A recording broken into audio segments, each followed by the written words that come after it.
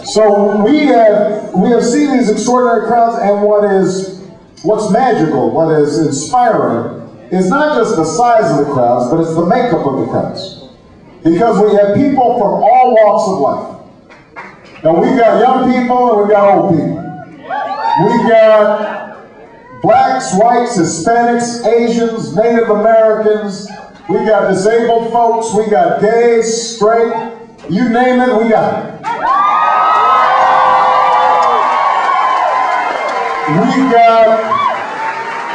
We've got Democrats, we've got independents, and yes, we even have some Republicans. I know this because when I'm shaking hands afterwards, they whisper to me. They say, "Barack, I'm a Republican, but I support you." And I say, "Thank you." Why are we whispering?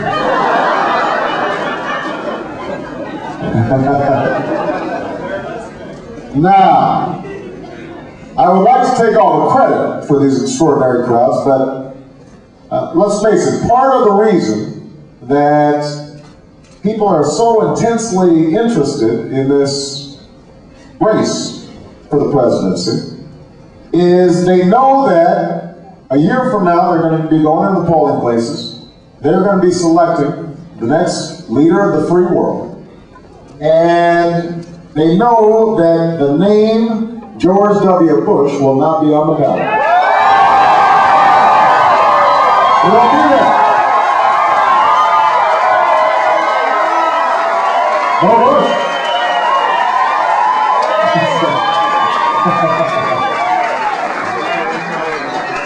The name of my cousin, Dick Cheney, will not be on the ballot.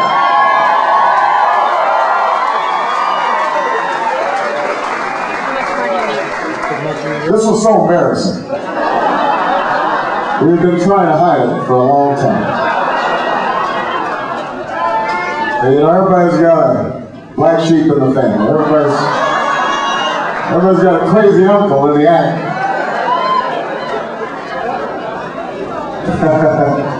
I know the only reason I'm standing here today is because sometime, somewhere, somebody stood up when it was risky, stood up when it was hard, stood up when it wasn't popular. And because that somebody stood up, a few more stood up. And then a few thousand stood up. And then a few million stood up. And standing up with courage and conviction, they somehow managed to change the world. That's how change happens in America, Seattle, because people stand up. They stood up to hoses. They stood up to dogs. They stood up to make sure women had the right to vote. They stood up to make sure unions had the right to organize. They stood up for the environmental movement. They stood up to stop the war in Vietnam.